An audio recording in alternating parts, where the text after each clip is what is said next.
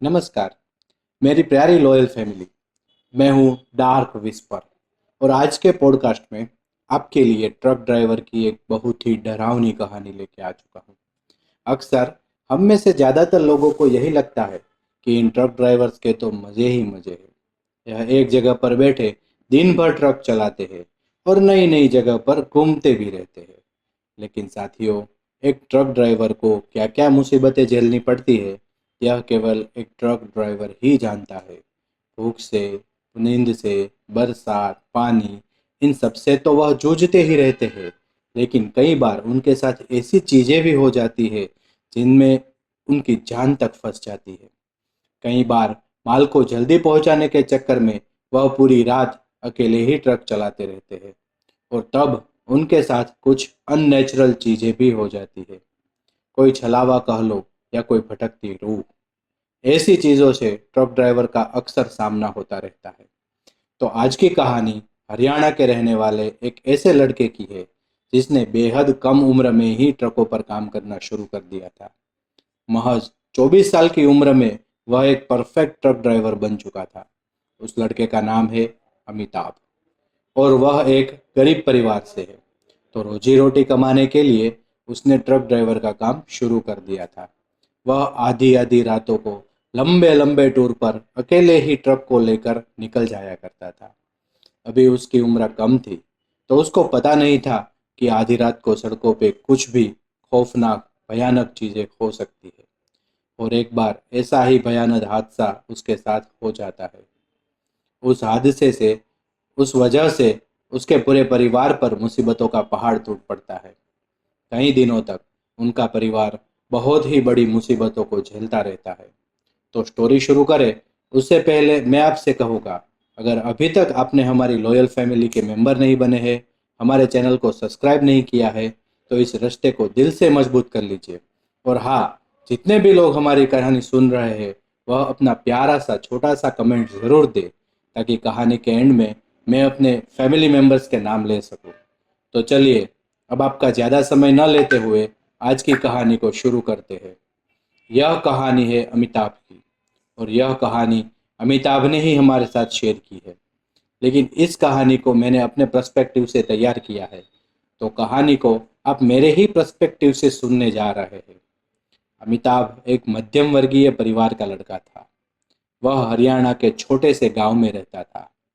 उसके परिवार में अमिताभ के अलावा उसके माता पिता और एक छोटी बहन भी थी। अमिताभ के पिता एक किसान थे और वे खेती बाड़ी करते थे।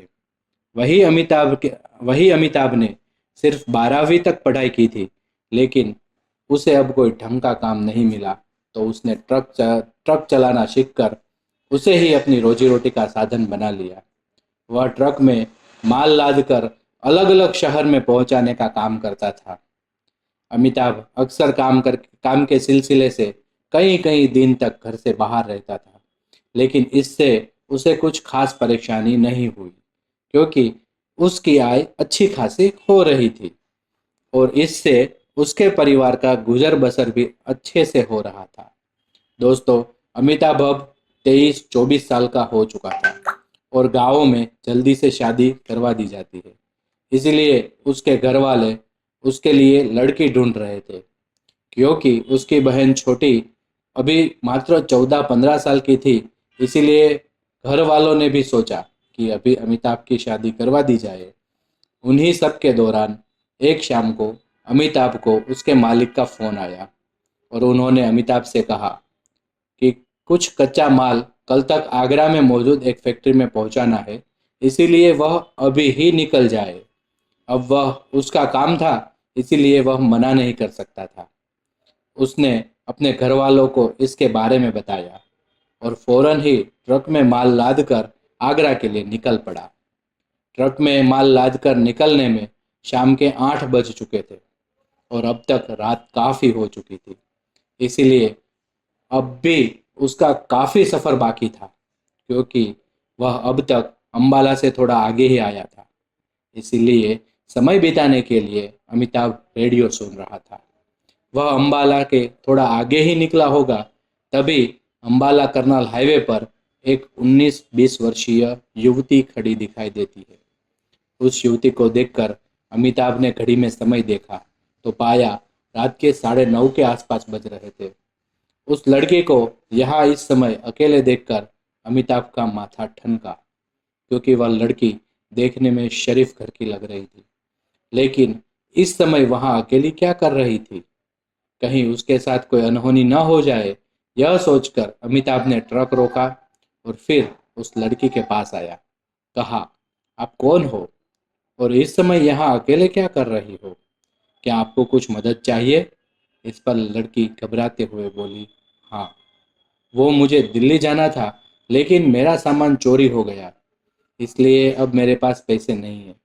अकेली लड़की को यूँ सुनसान हाईवे पर छोड़कर जाना अमिताभ को अच्छा नहीं लगा, इसलिए वह बोला, मैं माल लेकर आगरा जा रहा हूँ, आप कहो तो आपको रास्ते में दिल्ली छोड़ दूँ। इस पर लड़की ने धीरे से सिर हिला दिया और फिर वह अमिताभ के साथ ट्रक में जा बैठी। वे दोनों चुपचाप ट्रक में बैठे हुए थे। इस दौरान ट्रक में रेडियो अब भी चल रहा था। कुछ देर बाद वहां शांति भंग करते हुए अमिताभ ने पूछा, आप दिल्ली से हो? उस युवती ने धीरे से कहा, जी। अमिताभ ने पूछा, फिर आप यहाँ क्या कर रही है? यह युवती शर्माते हुए बोली, जी, मैं किसी काम के सिलसिले में यहाँ आई थी और रास्ते में मेरा सामान चोरी हो गया। मैं इस शहर में किसी को नहीं जानती, इसलिए किसी से मदद भी नहीं ले सकती थी। आपने मेरी मदद की, इसके लिए बहुत बहुत शुक्रिया। अमिताभ ने मुस्कुराते हुए कहा, कोई बात नहीं। फिर वह आगे बोला, वैसे आपने अपना नाम नहीं बताया। जी, मेरा नाम रेखा। और आपका नाम क्या है? अमिताभ बोला, मैं अमिताभ। फिर एकाएक ही उसका ध्यान रेखा की ओर गया। उसने देखा कि रेखा बहुत ही खूबसूरत थी। उसके नैन नक्श तीखे थे, लेकिन आंखों के आसपास थोड़ा काजल फैला हुआ था, जिससे साफ जाहिर होता था कि काफी वह रोई होगी।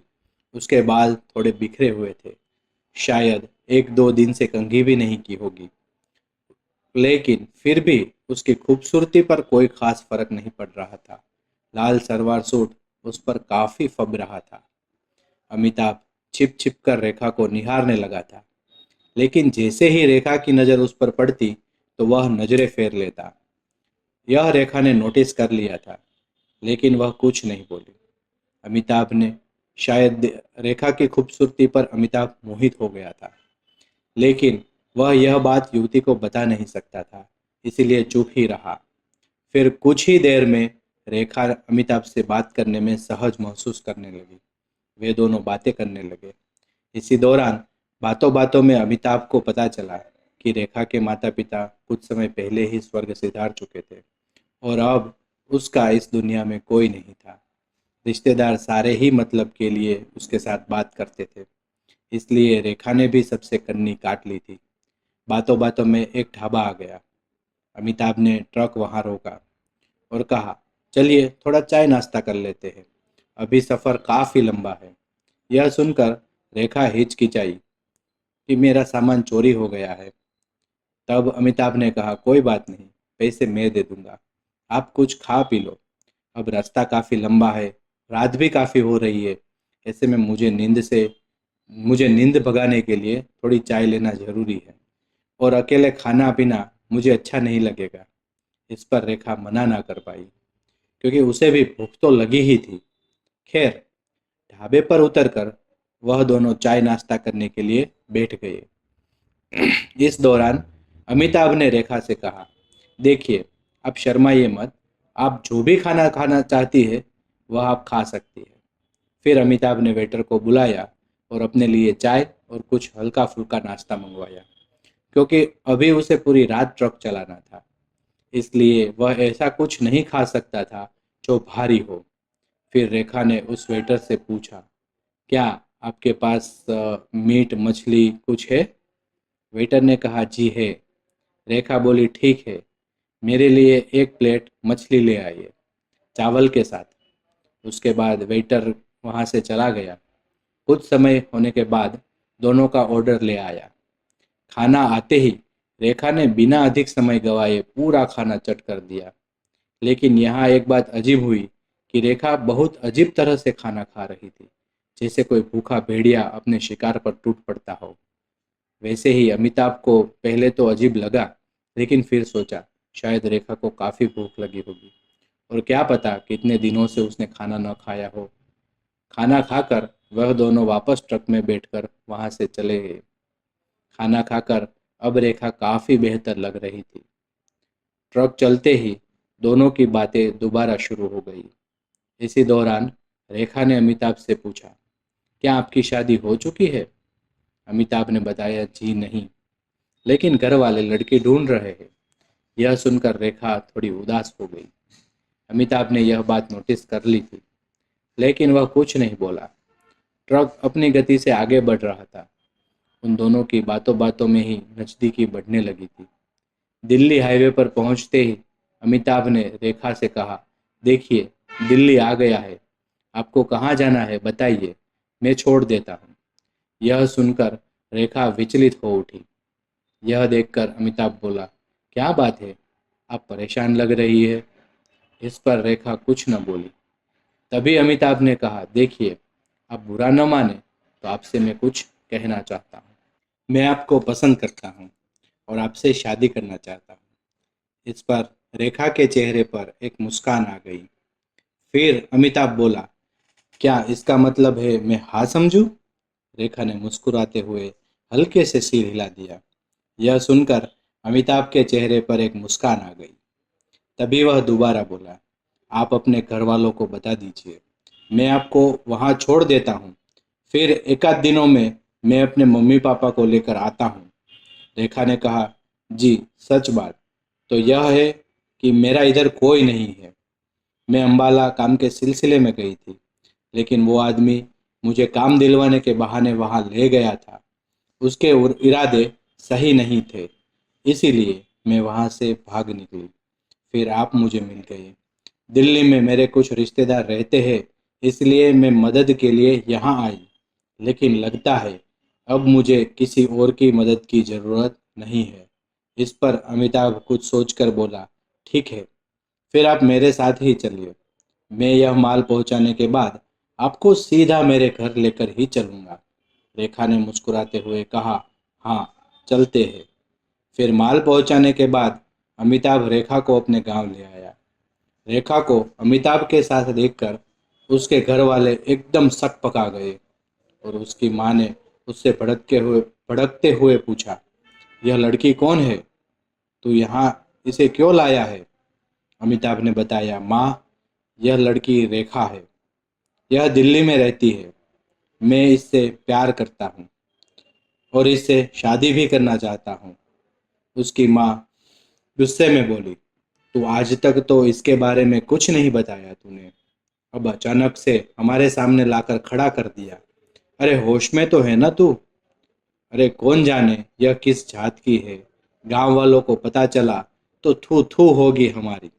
और फिर कौन करेगा तेरी बहन से शादी, सोचा है? कुछ यह सुनकर अमिताभ ने अपने घर वालों को यह झूठी कहानी सुनाई कि माँ, मैं रेखा को 6-7 महीने से जानता हूँ। मेरी इससे मुलाकात दिल्ली में हुई थी। इसका घर बार सब हमारी ही बराबरी का है।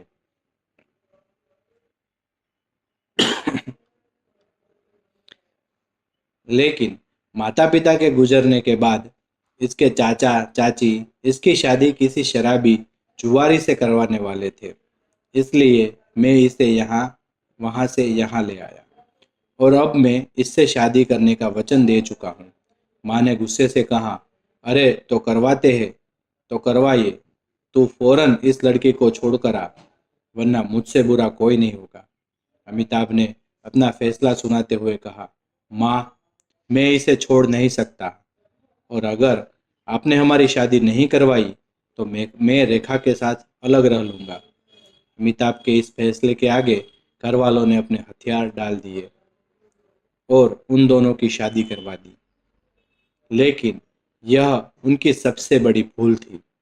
रेखा उस परिवार की बहू बन चुकी थी, लेकिन उसके तौर तरीके सबसे अलग ही थे।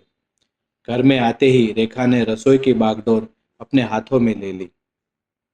चूंकि अमिताभ की माँ को इससे काफ़ी आराम था, इसलिए उन्होंने भी रसोई रेखा के हाथों में देने से आनाकानी नहीं की, लेकिन हाँ, रेखा को दिन रात ताने जरूर दिया करती थी।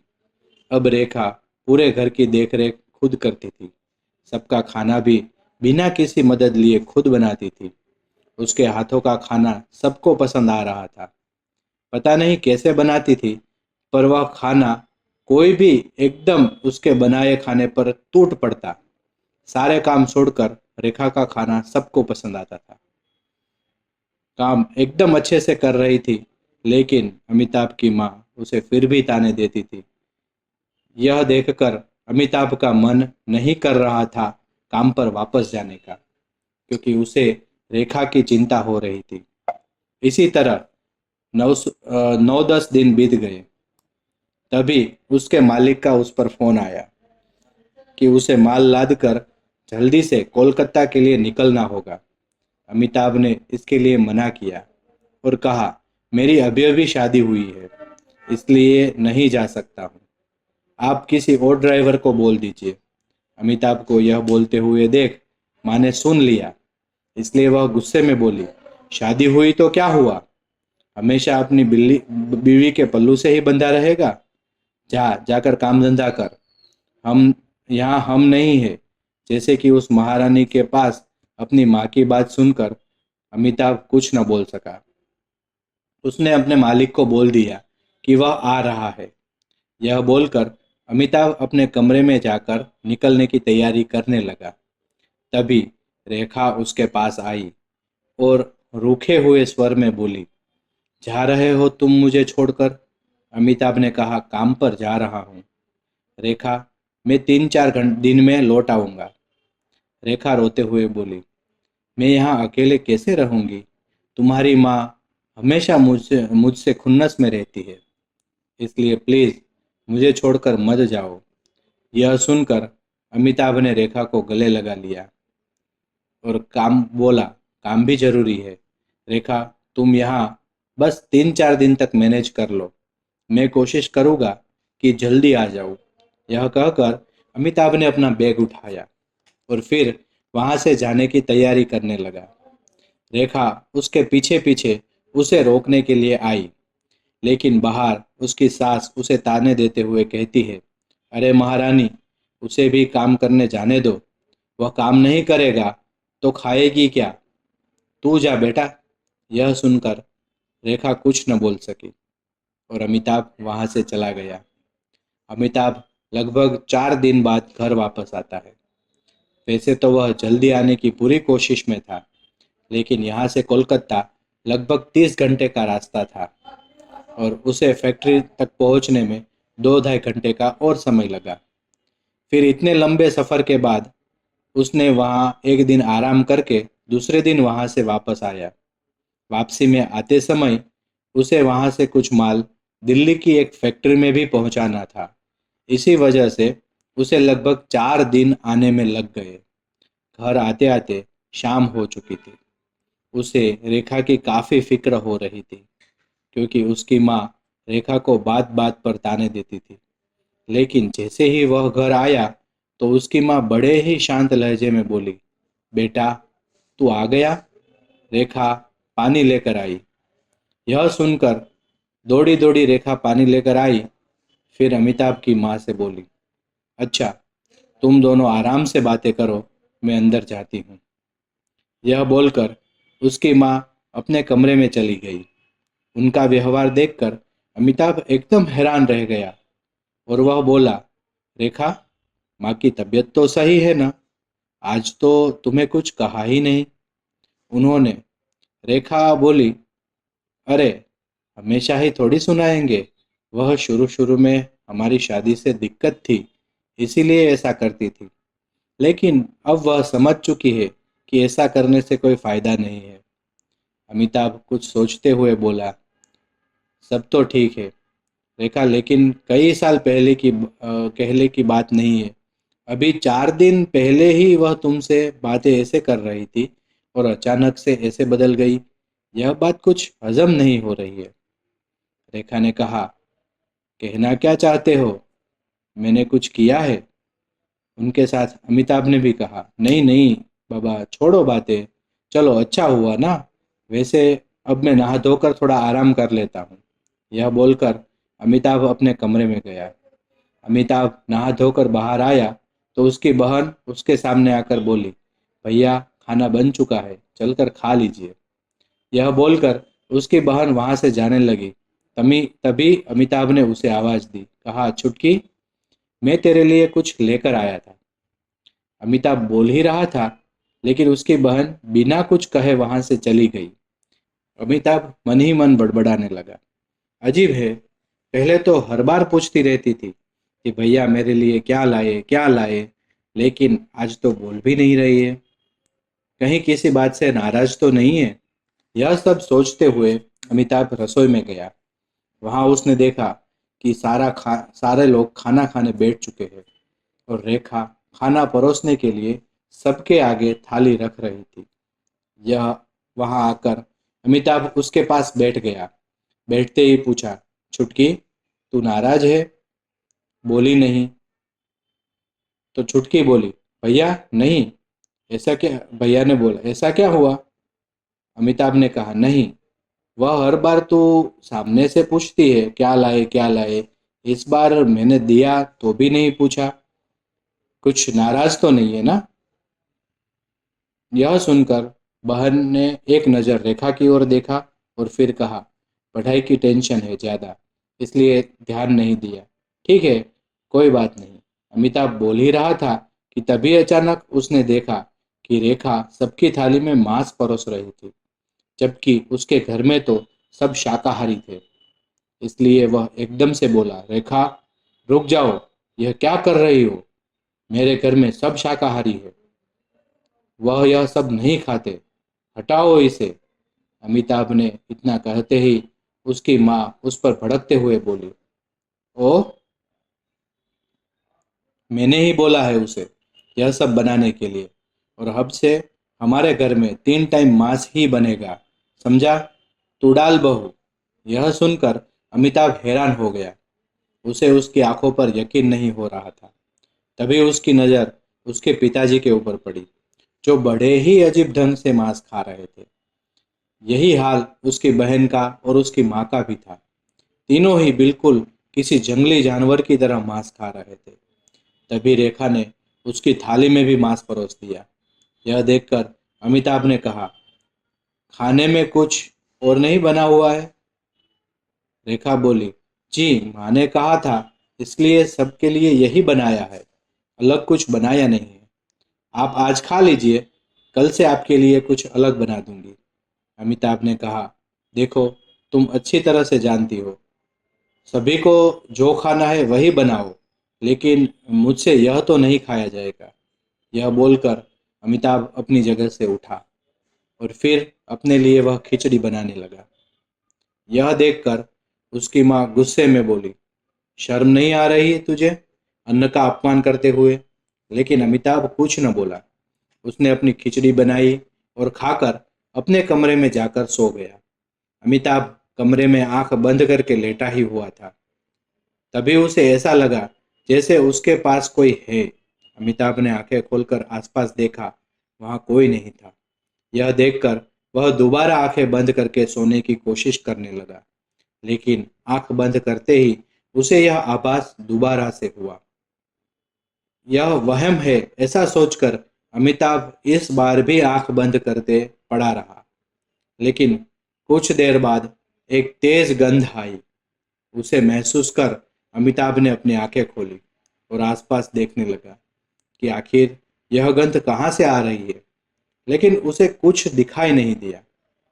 थोड़ी ही देर में रेखा कमरे में आई और अमिताभ को यूं देखकर बोली, अरे क्या हुआ? आपने नाक मुंह क्यों सिकोड़ा हुआ है? तुम्हें कोई बदबू आ रही है? रेखा, ऐसा बोलकर अमिताभ ने गौर किया तो वह बदबू नहीं आ रही थी। तब अमिताभ बोला, मानो रेखा थोड़ी देर पहले ही आ रही थी, ठीक है, वैसे ही बदबू आ रही है, जैसे कुछ सड़ने की बदबू आती है ना, वैसी बदबू।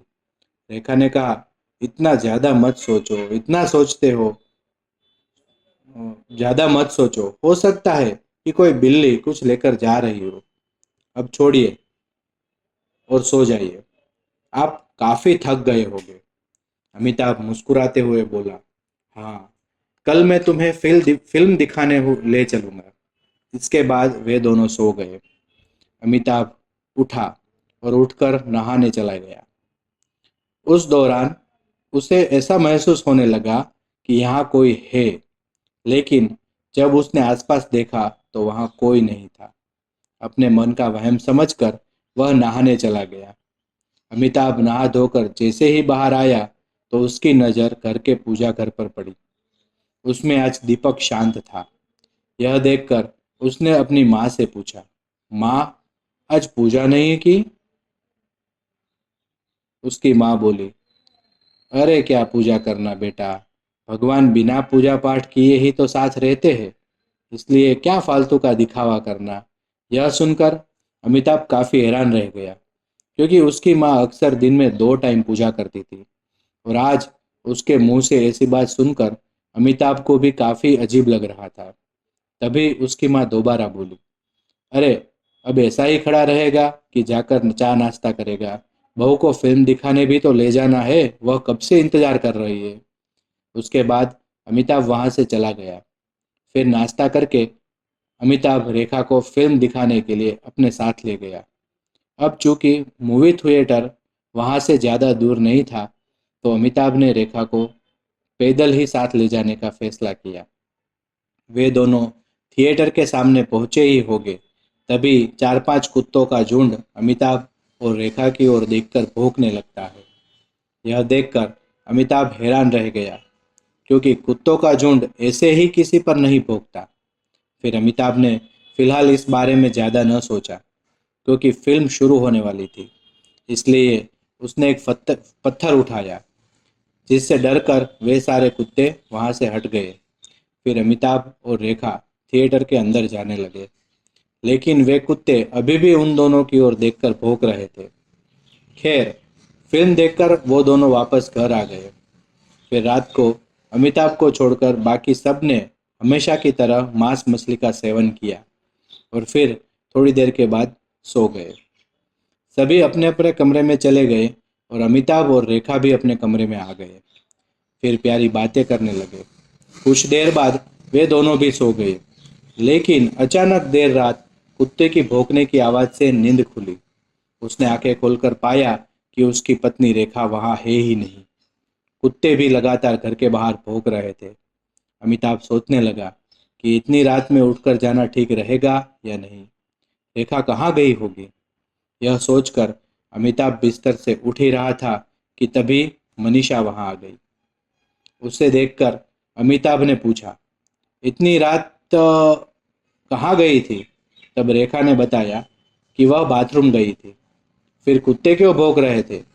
यह देखकर, यह सुनकर अमिताभ का भी ध्यान अमिताभ का भी ध्यान गया कि हाँ, कुत्ते के भौंकने की आवाज़ वहाँ नहीं आ रही है। अमिताभ बोला, हाँ, यहीं तो कुत्ते भौंक रहे थे, तो अब सब शांत कैसे हो गए? तब रेखा मुस्कुराकर हुए बोली, अरे वो भूखे थे, इसीलिए भौंक रहे थे। अभी मैंने सभी को जाकर रोटी डाल दी है, इसलिए वो अब शांत है। चलिए सो जाते हैं। अमिताभ को रेखा की बात पर भरोसा हो गया। वह चुपचाप सो गया। लगभग 1.5-2 घंटे के बाद अमिताभ वापस उठा। उसे प्यास लगी थी। उसने अपने पास रखे हुए जग में देखा तो पाया उसमें पानी नहीं था। इसलिए वह पानी लेने के लिए बिस्तर से उठा। उस दौरान फिर दोबारा उसकी नज़र बिस्तर पर पड़ी, लेकिन उसने पाया कि रेखा वहां नहीं थी। यह देखकर उसने सोचा कि शायद वॉशरूम गई होगी।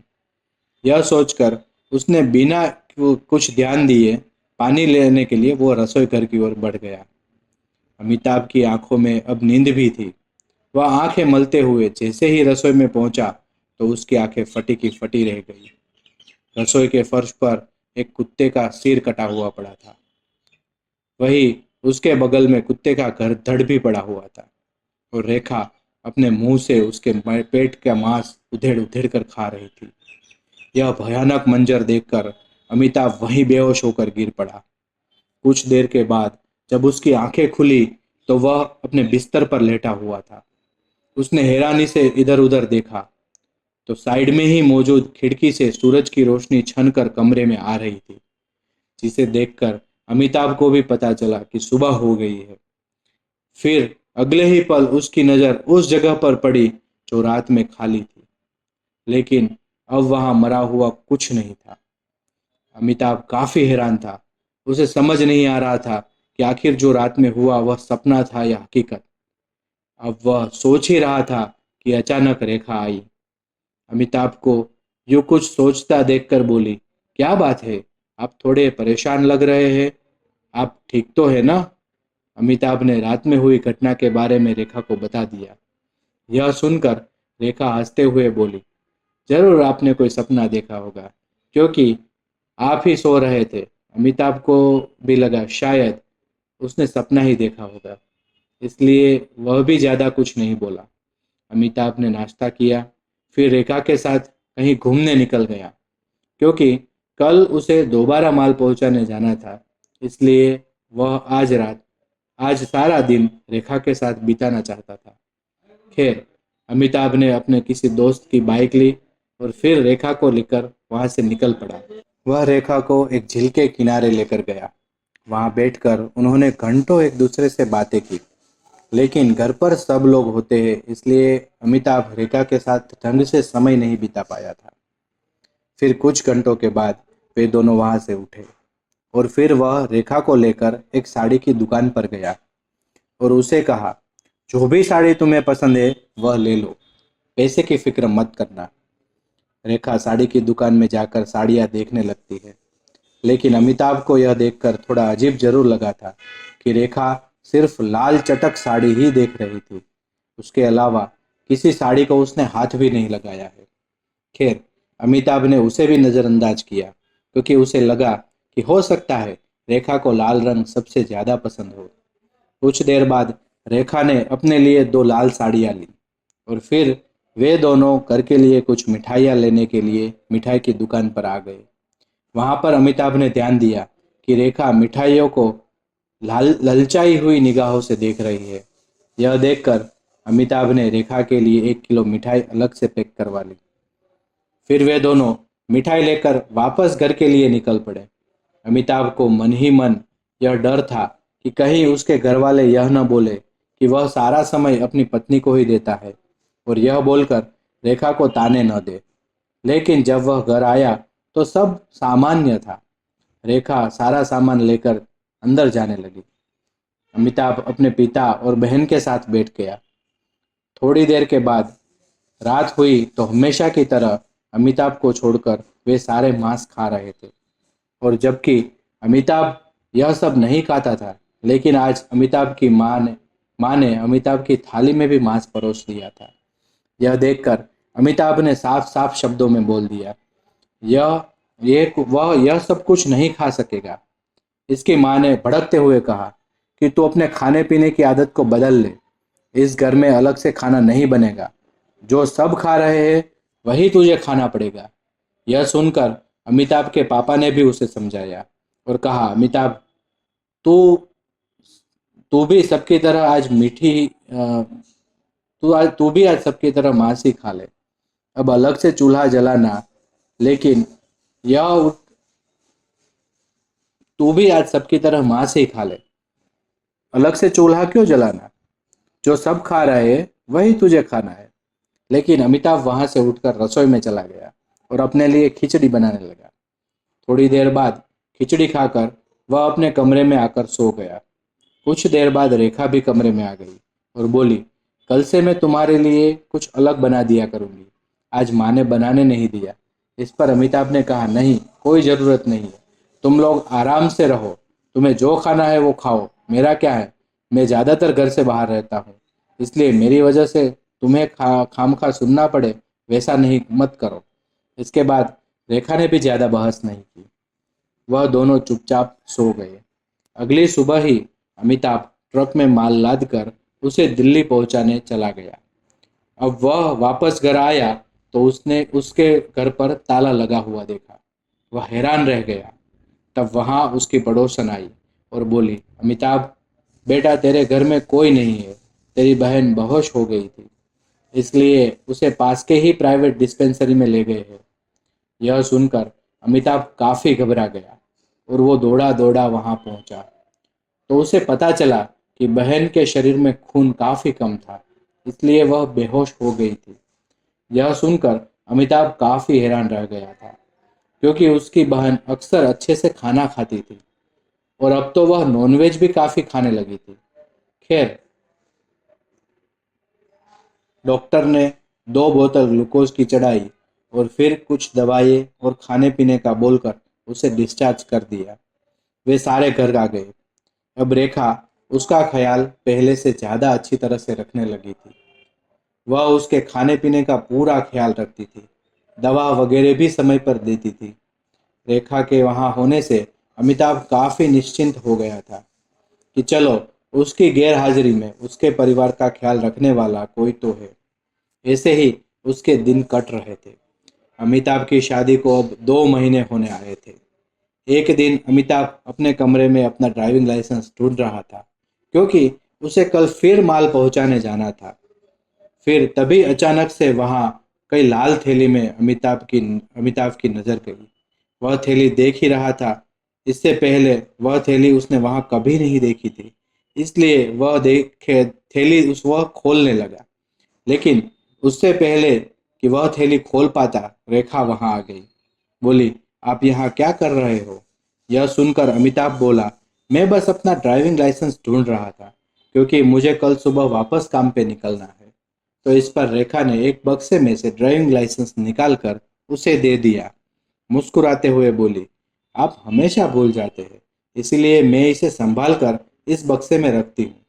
बाकी जरूरी कागजों के साथ भी इसको होना चाहिए, इसके लिए मैं इसे बॉक्स में ही रखती हूँ।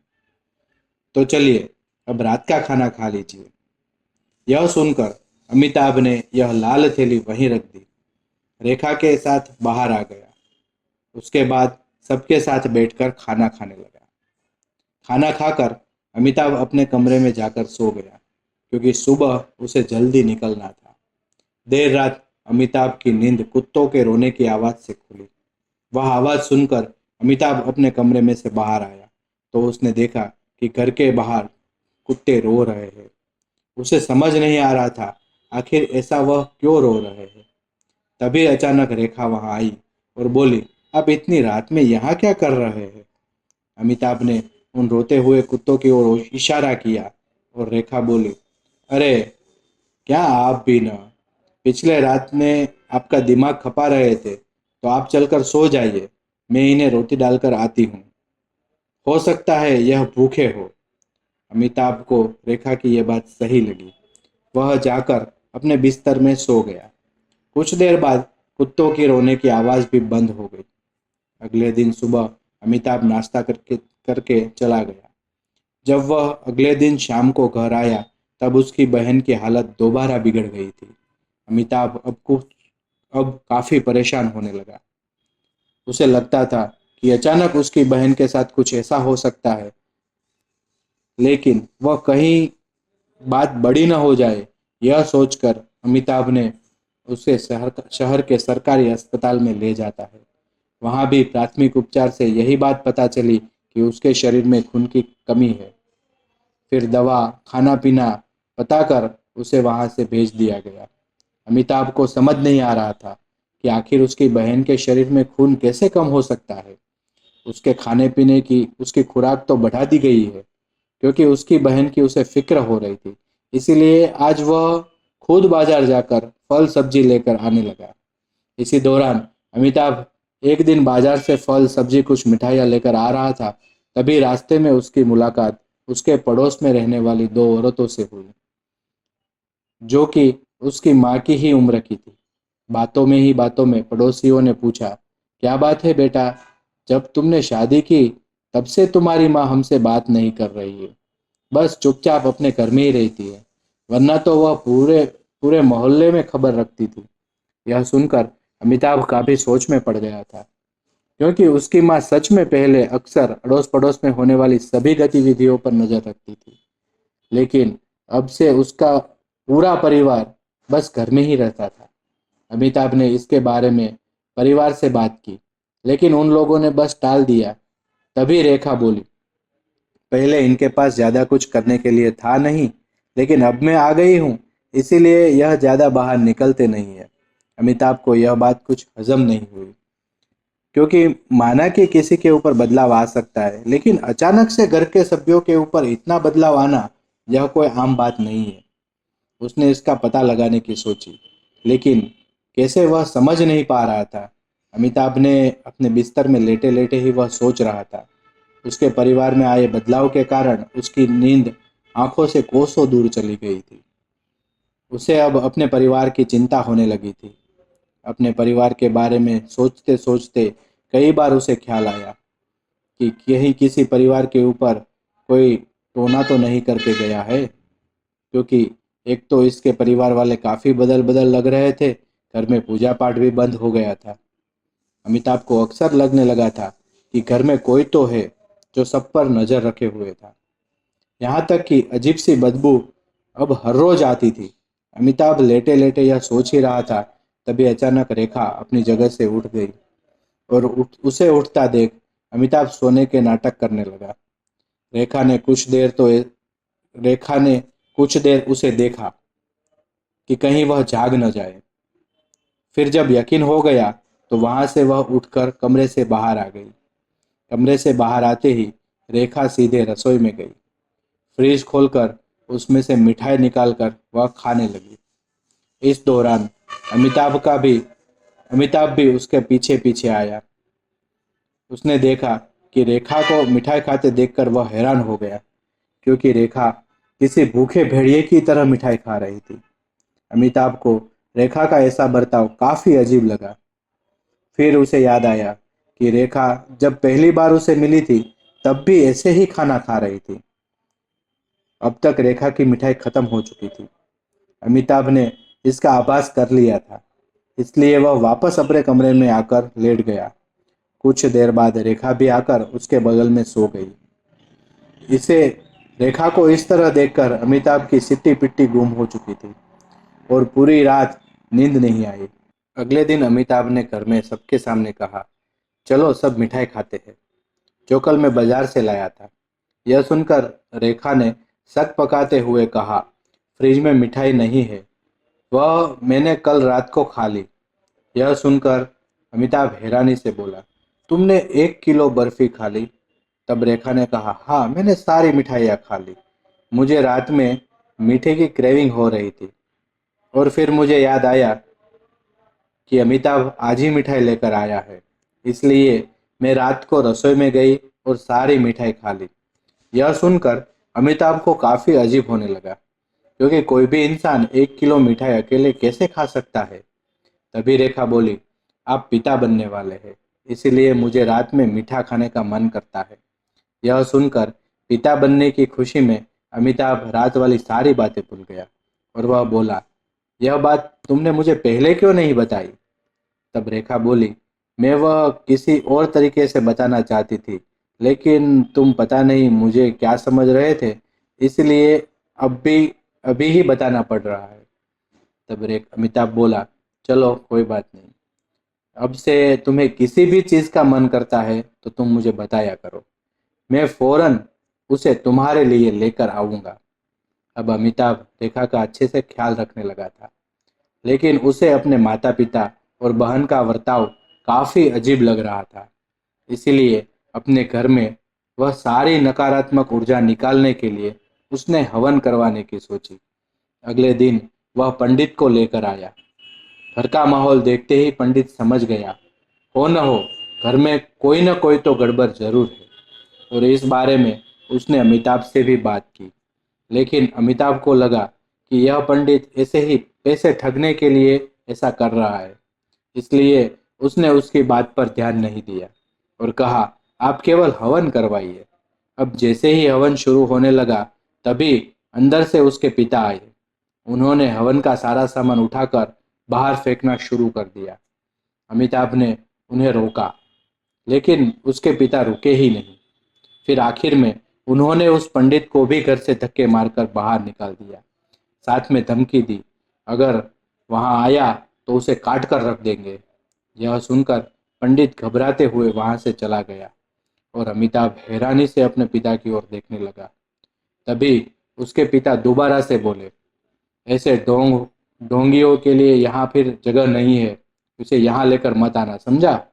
अमिताभ ने उस समय सहमति से सिर तो हिला दिया, लेकिन फिर शाम होते ही किसी दोस्त को इस बारे में विचार विमर्श करके एक तांत्रिक से मिला। तांत्रिक ने उसकी सारी समस्या सुनी, फिर कहा, शायद तेरे पिता के ऊपर किसी प्रेत का साया है, इसलिए तू उन्हें कल बहला फुसला कर मेरे पास लेकर आ, मैं उसकी बाधा उतार दूंगा। ऐसा कहकर अमिताभ ऐसा होने के बाद अमिताभ घर आ गया। अगले दिन वह पिता को खेत के लिए खेत के लिए बीज बोने के लिए बोलकर वह तांत्रिक के पास ले आता है। वहां आते ही तांत्रिक ने सबकी सहायता से उसके पिता को एक मोटे तने वाले पेड़ से बांध दिया। फिर शुरू हुआ तंत्र मंत्र का वह खेल, जिसे वहां मौजूद सभी लोग आंखें फोड़ फोड़ कर देख रहे थे।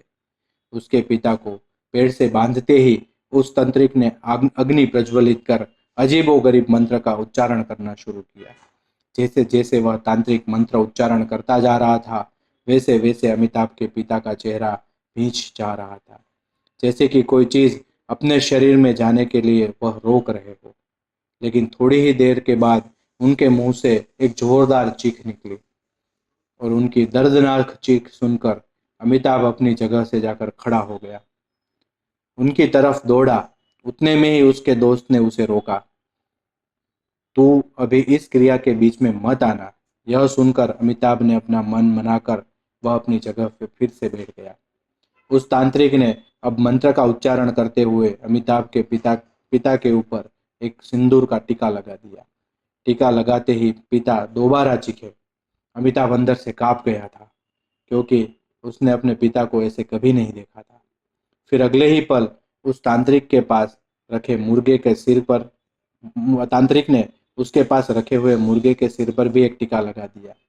फिर मंत्र उच्चारण करते हुए मुर्गे की गर्दन उड़ा दी। उस मुर्गे का खून छिटक कर उस तांत्रिक के मुंह में आ गया। वह मुर्गा कुछ देर तो तड़पा, लेकिन फिर शांत हो गया। उस मुर्गे को कटते देखकर उसके पिता बेशुद्ध हो गए। यह देखकर अमिताभ बोला, आखिर यह कब तक चलेगा। उसके दोस्त ने कहा, बस हो गया, अब थोड़ी देर और। फिर उस तांत्रिक ने मंत्र उच्चारण करते हुए उस मुर्गे के टुकड़े टुकड़े कर दिए और फिर उस हवन कुंड के पास ले जाकर उनमें से एक एक टुकड़ा कुंड में अर्पित किया और बाकी का वैसे ही रहने दिया। इसी के साथ ही तांत्रिक ने वह क्रिया संपन्न की। अमिताभ से कहा, मैंने तेरे पिता की बाधा उतार दी है। यह अब भी बेहोश है, क्योंकि इतने दिनों से एक शक्तिशाली प्रेत ने इसके शरीर पर कब्जा किया हुआ था। इन्हें थोड़ी देर या सुबह तक होश आ जाएगा, लेकिन हाँ, यह कोई सामान्य प्रेत नहीं है, बल्कि किसी चुड़ैल के साथ का प्रेत है। यह चुड़ैल ने ही यह प्रेत तेरे पिता के ऊपर लगाया होगा। यह सुनकर अमिताभ हैरान रह गया। बोला, लेकिन कोई चुड़ैल अब उसके पिता के ऊपर प्रेत लगाएगी क्यों? आखिर चुड़ैल की हमसे क्या दुश्मनी है? तब वह तांत्रिक उससे बोला, जो भी शक्ति है वो अपने आप नहीं आई है। ऐसी शक्तियों को जाने में अनजाने में तुमने अपने पास बुलाया है और किसी और ने इसे सिद्ध करके तुम्हारे ऊपर लगाया है। लेकिन फिक्र मत करो, अब तुम्हारे पिता को परेशान वह नहीं कर पाएगी। यह सुनकर अमिताभ ने उस तांत्रिक को प्रणाम किया। फिर उसने अपने पिता और दोस्त के साथ वह वापस आ गया। इसी दौरान उसके पिता भी, जो बेहोश थे, वो धीरे धीरे होश में आने लगे थे। अमिताभ पिता को लेकर घर आया, आराम से उसको बिस्तर पर लेटा दिया और वह घर के बाहर आया। इसी दौरान उसकी माँ घबराते हुए बोली, आखिर यह बेहोश कैसे हो गए थे? अमिताभ ने बोला, वह किसी को परेशान नहीं करना चाहता था, इसके लिए उसने झूठ बोल दिया कि रास्ते में गर्मी की वजह से वह बेहोश हो गए थे। अभी डॉक्टर को दिखा कर लाया हूँ। उन्होंने बताया कि सिर्फ बेहोश है, कोई चिंता करने की बात नहीं है, यह सुबह तक होश आ जाएगा। यह सुनकर सभी निश्चिंत हो गए और सो गए। अगली सुबह उसके पिता जब खाना खाने बैठे तो हर बार की तरह इस बार भी रेखा ने उन्हें मीट परोस दिया। यह देखकर अमिताभ के पिता को बहुत गुस्सा आया। वह गुस्से में बोले, अमिताभ, अपनी पत्नी को समझा दे, आगे से मेरी थाली में मांस ना आए। मैं शाकाहारी इंसान हूँ। यह कहकर अपने उसके पिता बिना खाए ही उठकर वहां से चले गए थे। उन्हें ऐसे देखकर वो सारे ही हैरान हो गए और अब अमिताभ को लगने लगा, हो ना हो उसकी माँ और बहन पर भी कोई ना कोई साया होगा। तभी तो कल पापा की बाधा उतरवा दी, उसके बाद वह सामान्य हो गए हैं। यह सोचकर अमिताभ शाम को दोबारा उस तांत्रिक के पास गया, उसकी माँ और बहन के बारे में बताया। तांत्रिक ने उसे उसकी माँ को लेकर आने के लिए कहा और साथ ही सारी सामग्रियां दोबारा मंगवाई। अगले दिन अमिताभ अपनी माँ को लेकर किसी न किसी बहाने से वह तांत्रिक के पास पहुंच गया। पहले तो तांत्रिक को देखकर वह भागने की कोशिश करने लगी, लेकिन अमिताभ और उसके दोस्त उसने उन्हें कैसे भी करके पकड़ के रखा और पेड़ से बांध दिया। उसके बाद तांत्रिक क्रियाओं का सिलसिला दोबारा से शुरू हुआ। उस दौरान इसकी माँ काफी चीख रही थी, लेकिन अमिताभ ने उसकी तरफ देखा नहीं। फिर मुर्गे की बलि चढ़ते ही माँ बेसुध हो गई। फिर कुछ ही देर बाद तांत्रिक क्रिया संपन्न हुई। क्रिया संपन्न करके तांत्रिक ने अमिताभ से कहा, तेरे घर में किसी खतरनाक का साया है, क्योंकि तेरे घर में एक साथ 2-3 लोगों पर उस चुड़ैल का साथी प्रेत आया है। इसे वक्त रहते ही ठीक करवा ले, वरना अनर्थ हो जाएगा। तब अमिताभ ने बताया, बाबा, मेरी बहन भी इसी हरकत कर रही है, तो क्या उसकी भी बाधा उतार दोगे? तांत्रिक ने उसे कल अपनी बहन को लाने के लिए कहा। अमिताभ ने दोस्त के साथ अपनी माँ को लेकर वहां से चला गया। जब अमिताभ उसकी माँ को इस हालत में लेकर घर में आया तो सभी लोग घबरा गए। पूछने लगे, आखिर क्या हुआ है उन्हें? अमिताभ ने फिर से झूठ बोल दिया कि गर्मी की वजह से बेहोश हो गई है। माँ को उसके कमरे में लेटाकर अमिताभ अपने कमरे में आया। तब रेखा ने उससे पूछा, यह क्या चल रहा है? कल पापा ऐसे बेहोश थे, आज माँ, सब ठीक तो है ना? मुझे बहुत डर लग रहा है। तब अमिताभ ने आश्वासन दिया कि सब कुछ ठीक है, कोई फिक्र करने की जरूरत नहीं है। मैं सब ठीक करने के लिए ही हूँ, इसलिए तुम अपना और बच्चे का ख्याल रखो, बाकी सब मुझ पर छोड़ दो। असल में अमिताभ रेखा को यह बात बताकर टेंशन नहीं देना चाहता था, क्योंकि इसका उसके होने वाले बच्चे पर भी असर हो सकता था। खैर, अगले दिन रेखा ने सुबह नाश्ते में अमिताभ की माँ के आगे मांस परोस दिया। यह देखकर उसकी माँ एकदम गुस्से में आ गई और रेखा के बाल पकड़कर मारने ही लगी। तभी अमिताभ ने उसे रोक लिया और पूछा, क्या बात है माँ, इसे क्यों मार रहे हो? तब उसकी माँ गुस्से से बोली, आखिर इसकी हिम्मत कैसे हुई मेरे आगे यह सब परोसने की? इस घर में अब यह कोई भी यह नहीं खाता है, इसलिए अब से यह नहीं खाएगी। यह बोलकर उन्होंने मांस का बर्तन उठाकर बाहर फेंक दिया। रेखा यह सब देखकर काफी घबरा गई। घबराते हुए आंखों में आंसू लिए अमिताभ की ओर देखने लगी। तब अमिताभ बोला, माँ, अगर हम यह सब नहीं खाना चाहते हैं तो ना सही, लेकिन रेखा यह सब खाती है, इसलिए उसे खाने दो। तब उसकी माँ बोली, इस घर में ऐसा कुछ नहीं आएगा, जिनको खाना है वह बाहर जाकर खाए। अब इसके आगे अमिताभ कुछ और न बोल सका और वह रेखा से बोला, मैं तुम्हें बाहर लेकर चलूंगा, तुम वहां खाना खा लेना। इतने में ही उसकी बहन बोली, भैया, मुझे भी खाना है, इसीलिए मैं भी चलूंगी। यह सुनकर अमिताभ की माँ का पारा 7वें आसमान पर चढ़ गया और उन्होंने अपनी बेटी को एक जोरदार थप्पड़ जड़ते हुए कहा, अच्छा, तू भी यह सब खाएगी? ठहर जा, तेरी आज अक्ल ठिकाने लगा देती हूँ। इस रेखा के साथ रहकर तू भी बिगड़ गई है। यह कहते हुए उसे बुरी तरह से पीटने लगी, लेकिन तभी अमिताभ और उसके पापा ने आकर रोक दिया। खैर, जैसे तैसे शाम हो गई। अमिताभ अपनी बहन को लेकर उस तांत्रिक के पास आया। तांत्रिक को देखते ही उसकी बहन भागने लगी। तभी अमिताभ ने अपने दोस्त के साथ मिलकर उसे बांध दिया।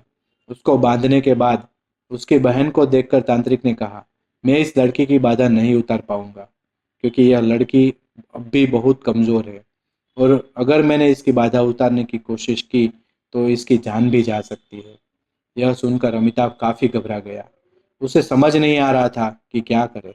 तभी तांत्रिक ने पूछा, यह सब तेरे घर में कब से हो रहा है? तब अमिताभ ने अपने दिमाग पर जोर डाला और कुछ सोचकर उनकी आंखें हैरानी से गोल हो गई और फिर वह बोला, यह सब तब से हो रहा है जब से मैंने रेखा से शादी की है। यह सुनकर तांत्रिक गंभीर होकर कहा। किसने करवाई थी तुम्हारी शादी? देखो, सच सच बताना, मामला काफी गंभीर है। तब अमिताभ ने उस तांत्रिक को सारी बातें बता दी कि वह कैसे रेखा से हाईवे पर मिला, वह उससे प्यार कर बैठा, फिर शादी की। तब तांत्रिक ने पूछा, इसके घर में कौन कौन है? कुछ बताया उसने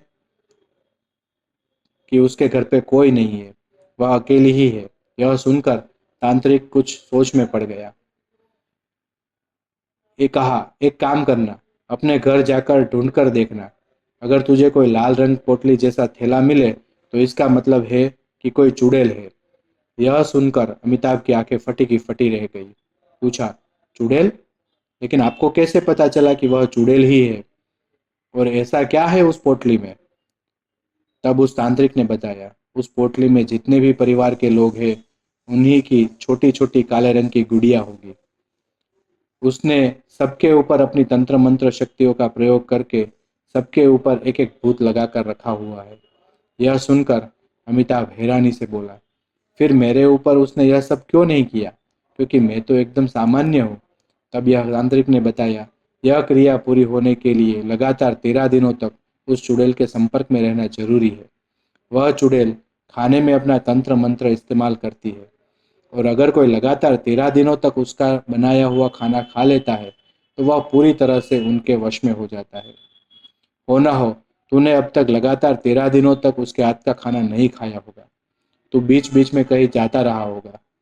जहाँ एक दिन भी उसके खाना जहाँ एक भी दिन तूने उसका हाथ का खाना नहीं खाया, वहाँ उसका तंत्र टूट जाता है। फिर जब तू उसके हाथों का बनाया हुआ खाना दोबारा खाता है, तब वहां से वह 13 दिन शुरू होते हैं। उसकी बात सुनकर अमिताभ को काफी हैरानी हुई, क्योंकि सच में वह लगातार 13 दिनों तक रेखा के साथ नहीं रहा। उसने उसे माल लेकर दूसरे शहर में जाना पड़ता था। इसी में कई दिन निकल जाते थे। उसका तंत्र मंत्र टूट जाता था। वापस आने पर यह सब वापस से शुरू हो जाता था। कुछ देर कुछ देर बाद अमिताभ बोला, बाबा, रेखा मेरे बच्चे की माँ बनने वाली है। इस वजह से मेरे बच्चे को कोई नुकसान तो नहीं होगा ना? तब तांत्रिक ने उसे समझाया, चुड़ैल सामान्यतः इंसानों के साथ क्रिया कर संतान उत्पन्न करती है, लेकिन वह शिशु लड़का हो तो उसे जन्म लेते ही मारकर उसे खा जाती है, और अगर वह शिशु लड़की हो तो वह उसे जिंदा रखती है, क्योंकि शिशु कन्या ही आगे चलकर चुड़ैल बनती है। चुड़ैलों की वृद्धि के लिए यह जरूरी है। और एक जरूरी बात, चुड़ैल अपने पेट में पल रहे बच्चे के लिए इंसानी खून का सेवन करती है। इससे उसके बच्चे को सामान्य से ज्यादा पोषण मिलता है। इसलिए हो सकता है कि तेरे घर में किसी न किसी के खून का उसने सेवन किया ही होगा। लेकिन हाँ, ज्यादातर युवा लोगों का खून पीना ही वो पसंद करती है, क्योंकि वह ज्यादा गर्म रहता है। कुछ दिनों तक परिवार के खून से पोषण लेने के बाद वह वहां से हमेशा के लिए चली जाती है। इसलिए उस बच्चे पर तुम्हारा कोई अधिकार नहीं होगा, क्योंकि उसे जन्म देने से पहले ही वहां से वह निकल जाएगी। और हाँ, पूरे प्रकरण के दौरान पोषण लेने के लिए शरीर के शरीर में से जोक की तरह सारा खून पी पी कर निचोड़ लेती है, जिसकी कमी उसकी जिसकी कमी जान भी ले सकती है। यह सुनकर अमिताभ बहुत घबरा गया, क्योंकि उसे याद आया कि उसकी बहन के शरीर में काफी खून कम था। इसका मतलब रेखा उसका खून पीती थी, और अभी तो माँ पापा घर पर रेखा के साथ अकेले ही है। कहीं वह उसके साथ नुकसान न पहुंचा दे। यह सोच सोच कर अमिताभ को डर लगता था। तब उस तांत्रिक ने दोबारा पूछा, क्या बात है, इतना परेशान क्यों हो रहे हो? तब अमिताभ ने सारी बातें तांत्रिक को बताई। तब वो तांत्रिक बोला, समय कम है, हमें जल्द से जल्द तेरे घर जाना होगा। उस चुड़ैल को अब तक शायद भनक लग चुकी होगी, इसलिए वह तेरे घर वालों को नुकसान पहुंचाने की कोशिश करेगी। फिर उसके बाद उस तांत्रिक अपना तंत्र मंत्र का जरूरी सामान लेकर वह और अमिताभ बहन को बांधे हुए अमिताभ के घर की ओर चल पड़ते हैं। दूसरी तरफ रेखा को यह आभास हो चुका था कि अमिताभ को उसके असलियत का पता चल चुका है। इसलिए वह अपने कमरे से ही लाल थैला लेकर रसोई में आई। फिर उसमें से एक काली गुड़िया निकालकर अजीबोगरीब मंत्र उच्चारण करते हुए उसके पेट में एक सुई चुभाई। रेखा के ऐसे करते ही अमिताभ की बहन दर्द से कर्राए हुए छटपटाने लगी। सारे लोग वहीं रुक कर देखने लगे। आखिर क्या हो गया है? इसके बाद उसने दोबारा मंत्रोच्चार करके एक सुई गुड़िया के सीने में चुभाई। उसकी बहन दोबारा दर्द से चिल्ला उठी। यह देखकर वह तांत्रिक गंभीर स्वर में बोला, हमें जल्दी करना होगा। वह चुड़ैल इस लड़की की गुड़िया को नुकसान पहुंचा रही है। अगर उसने गुड़िया को जलाया और सिर धड़ से अलग कर दिया तो यह लड़की नहीं बचेगी। यह सुनकर अमिताभ काफ़ी घबरा गया और अपने दोस्त से बोला, तू बाबा को लेकर मेरे घर आ, मैं जल्दी जाकर रेखा को रोकता हूँ। यह बोलकर अमिताभ तेजी से घर की ओर भागा। वहीं रेखा अब मंत्र उच्चारण करके सबके सामने भंगोड़ में पक रहे चावलों की ओर देखने लगी और वह उस गुड़िया को उसमें डालने ही वाली थी। ठीक उसी दौरान अमिताभ की माँ वहाँ आ गई और पीछे से बोली, क्यों रे, अभी तक खाना नहीं बनाया? तूने मांस मछली तो दबाकर खाती है, फिर तेरे हाथों में जान क्यों नहीं है? रेखा ने अपना ध्यान मंत्र उच्चारण करने में लगाने की कोशिश कर रही थी, लेकिन अमिताभ की माँ के तानों के कारण उनका ध्यान भंग हो चुका था और उसका कंट्रोल उस गुड़िया पर से हट गया। ऐसा होते ही अमिताभ की बहन सामान्य हो गई थी। यह देखकर वे सारे तेजी से अमिताभ के घर की ओर बढ़ने लगे। वही रेखा को इससे काफ़ी गुस्सा आ चुका था। उसने रेखा की माँ जो ताने दिए जा रही थी, अब रेखा का पारा चढ़ गया। वह तेज़ी से अमिताभ की माँ के पास गई और उन्हें ज़ोरदार धक्का दिया। वह धक्का इतना ज़ोरदार था कि अमिताभ की माँ पीछे वाली दीवार से जाकर टकराई और दोबारा रेखा को ताने देने लगी, हाय राम कलमुही, मेरी पीठ तोड़ दी। अरे अमिताभ के बापू, जरा जल्दी आओ। यह सुनकर रेखा दोबारा अमिताभ की माँ के पास गई और उन्हें उठाकर ज़मीन पर ही पटक दिया। अब इससे पहले कि अमिताभ की माँ उठती, रेखा उनके ऊपर चढ़ बैठी और फिर ठीक उसी दौरान रेखा उसके अपने भयानक रूप में आ गई। लंबे लंबे दांत, काली त्वचा, भयानक आंखें और जितना गुस्सा उसके आंखों में साफ दिखाई दे रहा था। रेखा को ऐसे देखकर वह काफ़ी घबरा गई। डर के मारे उनके मुंह से आवाज़ नहीं निकल रही थी। ठीक उसी दौरान रेखा ने अमिताभ की माँ का हाथ पकड़ा और फिर उसके उंगली के आगे वाले हिस्से में अपने नुकीले दांतों से फाड़कर उसका खून पीने लगी। अमिताभ की माँ काफ़ी डर गई थी, लेकिन जैसे तैसे हिम्मत करके अमिताभ के पिता को दोबारा आवाज़ लगाई, अमिताभ के बापू जल्दी आओ। पहले तो अमिताभ के पिता को यही लगा कि यह रोज़ रोज़ बहू को यूँ ताने मारती है, अब भी किसी काम को लेकर ताने ही मार रही होगी, इसलिए वह बीच में नहीं आए। लेकिन जब अमिताभ की माँ दो बार आवाज़ लगाती है तो वह दौड़कर उसके पास आ गए। उसके पास आते देखकर रेखा उसके भयानक रूप में ही अमिताभ की माँ के ऊपर चढ़कर उसका खून पीता देखकर उन्होंने हिम्मत करके दरवाजे के पीछे रखा हुआ डंडा उठाया, फिर रेखा के ऊपर वार करने लगे। उस दौरान उस डंडे से उसकी माँ उस डंडे का एक वार अमिताभ की माँ को इस दौरान उस डंडे का एक वार अमिताभ की माँ को भी लगा। लेकिन इसके पास अभी इसके बारे में सोचने का समय नहीं था। कुछ ही देर में रेखा ने अमिताभ के पिता से डंडा छीन लिया। अब वह उनके ऊपर एक बाघिन की तरह चपट रही थी। उनकी भी उंगली फाड़कर खून पीने लगी। उस दौरान अमिताभ के पिता उसके ऊपर से हटने का पूरा प्रयास कर रहे थे, लेकिन रेखा एक शक्तिशाली चुड़ैल थी। वह एक वृद्ध, इसलिए वह नहीं जीत पा रहे थे। उसी दौरान अमिताभ की माँ अपने आप को संभालते हुए उठी और फिर फौरन वह डंडा उठाकर देखा। उसने वह डंडा लेकर उसको मारना शुरू किया। इससे रेखा को काफ़ी गुस्सा आया। वह अमिताभ के पिता के ऊपर से उठी, फिर अमिताभ की माँ की ओर चलकर जोरदार थप्पड़ मारा। थप्पड़ पड़ते ही अमिताभ की माँ दीवार से टकराकर बेहोश हो गई। अब तक अमिताभ के पापा भी संभल चुके थे। वह बाहर भागने की कोशिश करने लगे, लेकिन रेखा अपने भयानक रूप में अमिताभ के पापा की पीठ पर जा चिपकी।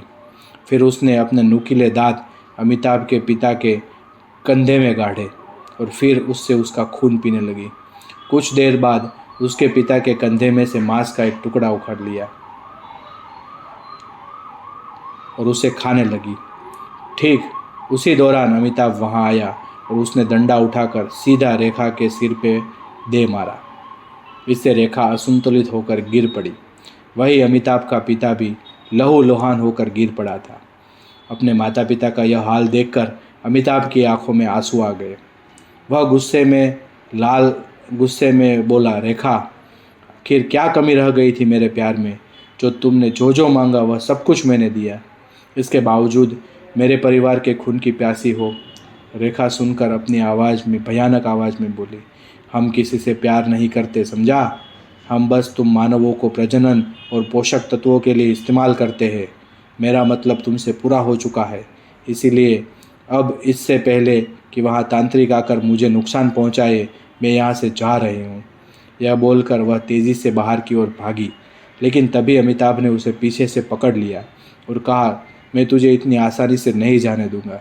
लेकिन उसने एक ही झटके में अमिताभ को पकड़कर खुद को छुड़वा लिया। लेकिन वह अमिताभ के उठाए उस कदम से बेहद नाराज़ थी, इसलिए उसने अमिताभ की छाती पर लात मारकर उसे नीचे गिरा दिया। उसके नीचे गिरते ही उसने अपने नुकीले नाखून अमिताभ की छाती में गाड़ दिए। इससे अमिताभ दर्द से जोर से चीख रहा था। उसकी चीख की आवाज़ सुनकर अड़ोस पड़ोस के लोग भी उसके घर में घुस आए। अपने सामने इतने लोगों को देखकर रेखा सकपका गई, और वहीं सारे लोग भी एक भयानक चुड़ैल को अमिताभ के ऊपर बैठा देखकर घबरा गए। लेकिन यह देखकर अमिताभ के चेहरे पर एक कुटिल मुस्कान आ गई और वह बोला, अब क्या करोगी? तुम भले ही चुड़ैल हो, लेकिन इंसानों की सम्मिलित शक्तियों का सामना तुम अकेले नहीं कर पाओगी। अब इससे पहले कि रेखा कुछ कर पाती, वहाँ तांत्रिक भी उसके साथियों के साथ आ पहुँचा था और तेज़ी से मंत्र उच्चारण करना शुरू कर दिया। रेखा ने भी खुद को बचाने के लिए मंत्र उच्चारण करना शुरू कर दिया था। उसके ऐसा करते ही अमिताभ की बहन में पता नहीं कहाँ से इतनी शक्ति आ गई कि उसने उन रस्सियों को तोड़ दिया। फिर वो तांत्रिक के ऊपर तेज़ी से झपटी और उस तांत्रिक को मंत्र उच्चारण से ध्यान भंग हुआ और वह तांत्रिक कुछ करता उससे पहले ही अमिताभ की बहन ने अपने दांत उसकी गर्दन में गड़ा दिए। लेकिन इससे पहले कि वह इससे आगे उस तांत्रिक को नुकसान पहुंचाती, अमिताभ ने और पड़ोसियों ने मिलकर उसे कस कर पकड़ लिया। अब उस तांत्रिक ने दोबारा मंत्रोच्चारण करना शुरू किया था। इसी के साथ उन्होंने अपने साथ में लाई पोटलियों में से एक सफ़ेद पाउडर जैसा कुछ रेखा के ऊपर डाला और तभी रेखा ने अमिताभ को एक ढाल की तरह इस्तेमाल किया। अब रेखा ने देखा कि उसके पीछे एक खिड़की है। रेखा तेज़ी से अमिताभ को अपनी ओर खींचकर खिड़की से बाहर निकल गई। फिर वह एक बाघिन की तरह तेज छलांग मारकर सामने ही मौजूद पेड़ पर चढ़ गई। इस दौरान अमिताभ भी उसके साथ ही था, लेकिन वह पेड़ पर चढ़ते ही रेखा ने अमिताभ को पेड़ के नीचे फेंक दिया। खुद बड़ी ही स्फूर्ति से वहाँ से भाग निकली। अब सब लोग तेज़ी से अमिताभ के पास आए। रेखा ने उसे कमर के बल ज़मीन पर फेंका था, जिससे उसकी कमर में चोट लगी हुई थी। इसलिए उसे और बाकी घरवालों को फ़ौरन अस्पताल पहुंचाया गया। उस तांत्रिक ने रेखा के पीछे जाने की बहुत कोशिश की, लेकिन रेखा वहां से गायब हो चुकी थी। आज इस घटना को पूरे 4 साल हो गए हैं। अमिताभ का परिवार अब उन हादसे से उभर चुका है। अमिताभ अब भी उस हाईवे से आता जाता रहता है, लेकिन अब वह अपने साथ एक तलवार रखता है कि कभी भी उस हाईवे पर रेखा उसको दोबारा मिल गई तो वह उसे बिल्कुल नहीं छोड़ेगा। साथियों, आज हमारी यह स्टोरी कंप्लीट हो रही है और ट्रक ड्राइवर की कहानी आपको बिल्कुल पसंद आई होगी। हालांकि काफ़ी कम लोग ऐसे होंगे जो आखिर तक कहानी सुन रहे होंगे, लेकिन अगर आप आखिर तक कहानी सुन रहे हैं तो कमेंट में एक बार लिखिए कि हम हैं मिस्टर डार्क विस्पर की फैमिली जो आखिर तक सुनते हैं। हमारे चैनल को सब्सक्राइब कर लीजिए ऐसी ही हॉरर कहानियाँ सुनने के लिए और बेल आइकन दबा दीजिए ताकि आप अगला अपडेट मिस ना कर पाए। तो चलिए मिलते हैं अगली स्टोरी में। बहुत बहुत